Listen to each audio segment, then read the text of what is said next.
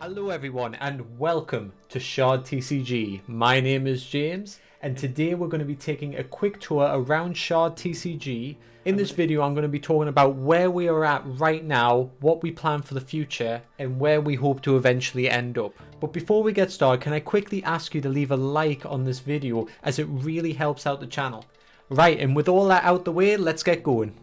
So in the future, we're hoping to do a Shard TCG website tour.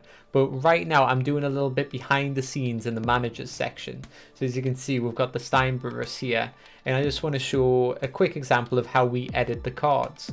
For example, the Steinbrewers is a golem type. So we could, if I wanted to, change him to a beast type. Or a dragon type, but we all know he suits golem the best. We can assign what level of shards he is worth. I mean, we could... Oh, I've never seen something that strong. Can we go further? Oh yeah, you can go off the screen. This is all untested. So, really, what we want for limitations is, you know, something more practical. I think at the moment the limit is 5, but we could always stretch to a 6. That would be very strong. That would be very strong. Obviously, we couldn't do that with with shard cost as the maximum amount of shards that the maximum amount of shards that any player can hold is 5. We couldn't go beyond that. Let me use another card as an example rather than a mixed card. Let's say the lava lung. Lava lung being 4 shards. See, we could technically make him a 6, but then he's impossible to summon. I mean, I'm sure there'll be a few cards where it becomes very situational, but you might be able to get out 6 shards, but you never get 6 shards simultaneously. There's a way of reducing shard cost. I'm getting too much into it now. I'm thinking about how... This is how my brain goes sometimes. I start thinking about how we can break limitations. So yeah, I thought we might start off with having a quick look at the website because people might enjoy seeing behind the scenes of how we build the cards. For example, we have these rarity levels as well, so we can go from common to common again, to uncommon, which is the 2 dot symbol, and then rare, which is a 3 dot symbol and a little bit fancier, ultra rare, which is 4 dots, obviously, and then legendary, which is 5 dots. Of course, the 5th one is like a little diamond, so it looks very fancy. And then we've got a little promo one as well. I quite like the promo one. It's a bit different. So the main reason that we edit everything using a website is because we can instantly update everything on Tabletop Simulator. So if I changed this to a 9 health instead of a 10, then we can go straight over to Tabletop Simulator, do a little copy paste, and voila, we can have things updated.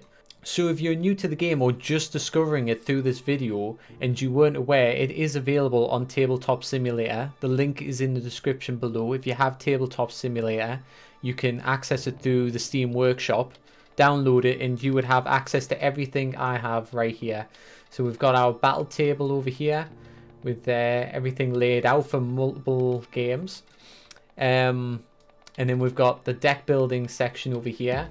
We've even got the website that you've just seen here. This is the rules page, though it doesn't seem to work through Tabletop Simulator. I'm not sure how we're going to fix that, but hopefully in the future that will be sorted. But of course, if you're on the computer, you can always just access the website through your computer anyway, so that shouldn't be too much of an issue.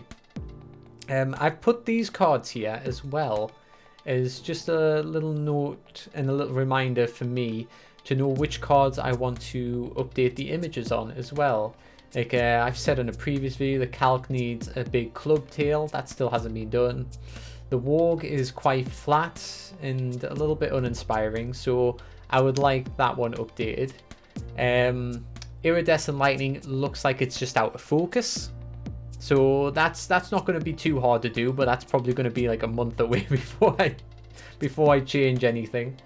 The Ignibus, It's just something about his face. I mean, I like his claws. I mean, they're coming out quite nice. The wings, maybe they're a bit broad. I don't know. Some of the shading isn't quite right. I might redo the shading. Might edit that his left wing, if you know what I mean. And I think the face needs a little bit of a makeover. But we'll see. I wouldn't feel terrible if he was released like that, but I can definitely do better.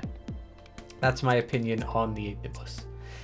Light swords, I would just like to change the image of the light swords to anything else really. I mean, it's just an attacking light spell. If anybody has any ideas, please put them in the description below, because I look at that and I don't know, it bothers me a little bit. I mean, once again, something I wouldn't hate if it was released as is, but I think we can do better, and that's why I try to keep in mind we can always do a little bit better. But hard work doesn't always equal best results. So I can think of an example as Hungering Void. This image did not take very long to make at all. All I did was draw some teeth. I put an effect in the background to make it all wispy after drawing a simple shape. Picked out the colour, decided it still looked a bit plain. I drew one eye and I copied and pasted the eye all over and made this image, and I love this image. It didn't take very long to do it all. Simply put, it was a quick picture to do compared to some others. Alright, I'm just doing a little zoom out so we can see all the cards at once there. They're looking lovely. We don't need those there just now. They're ruining the image.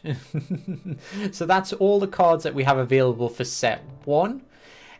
We are planning a physical release, and we are hoping that we can get it out for April this year. So it's just a few months away. I mean, technically we could release it now, but we want to make sure that we have everything fine-tuned as well as we can and release it in April. And we think that'll be a good goal to achieve. And looking towards the future, I mean, we're hoping that we can have set 2 out by April next year. So a whole new set out in just 1 year. So fingers crossed we can achieve that. Especially considering that this first set took 2 years to make. A second set that is almost the same size does sound like quite a daunting project, but I think it is quite achievable. And it's mostly because a lot of time went into game testing for the first set. Now that things are getting a bit more balanced, we start to understand the cards a bit more. We're still going to have to test them plenty, of course, but I see set 2 getting made much faster.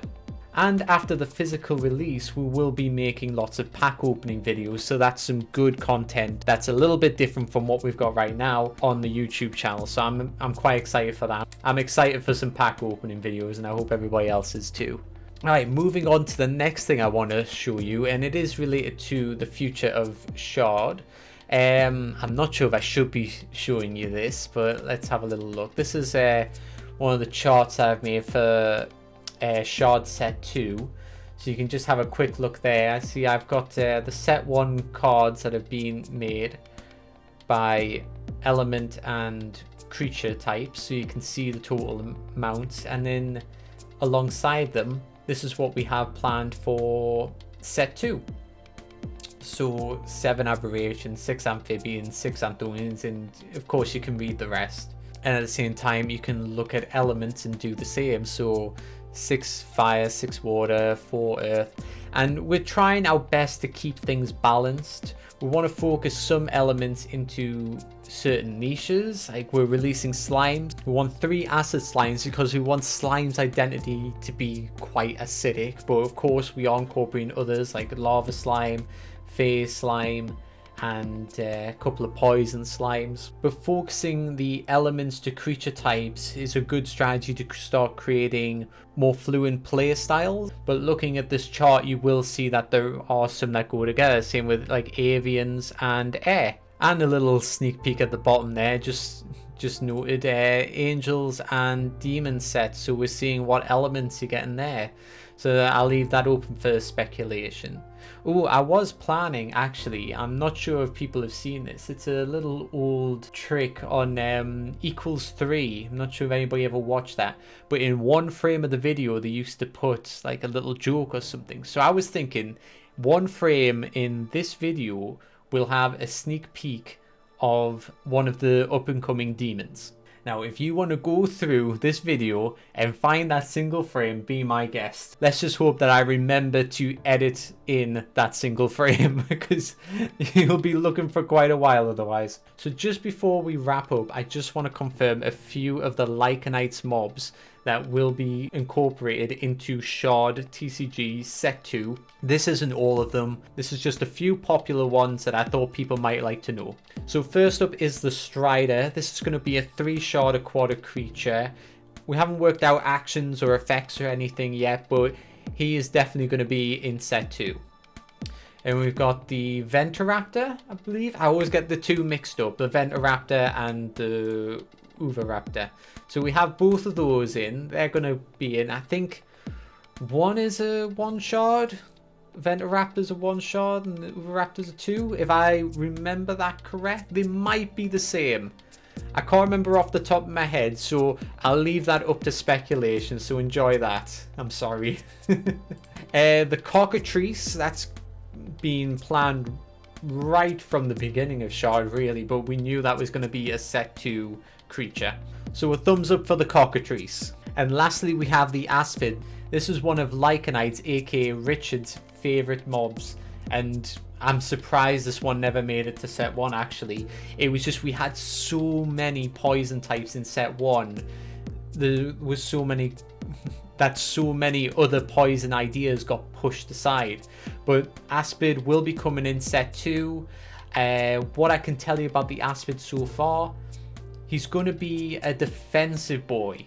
I mean, you can kind of tell that already, you know. He's a passive creature in Lycanite's mobs. But Richard's idea for the Aspid is to have 2 types of blocks, which is something we haven't done before, a double blocker. 1 block will be heavy on defense, like a 2 block, and the other one will be a 1 block with a wound due to the poison.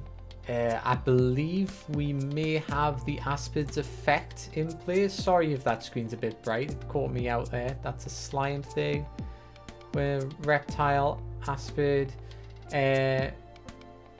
Noxious Fumes, activate. Rest this creature to apply 1 wound to a creature. If the creature already has a wound applied, then apply 1 wound to adjacent creatures as well. So this is a good way of capitalizing on inflicting wounds for the Aspid.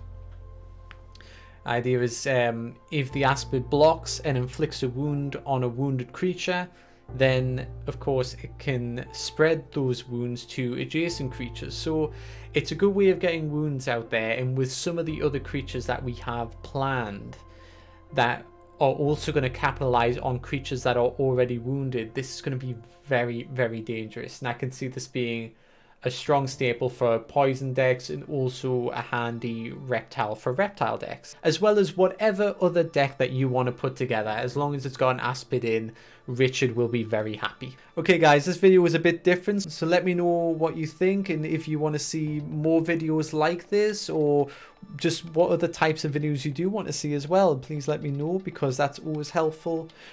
We're never 100% sure what we want to put on the channel, so just be our guide, you know.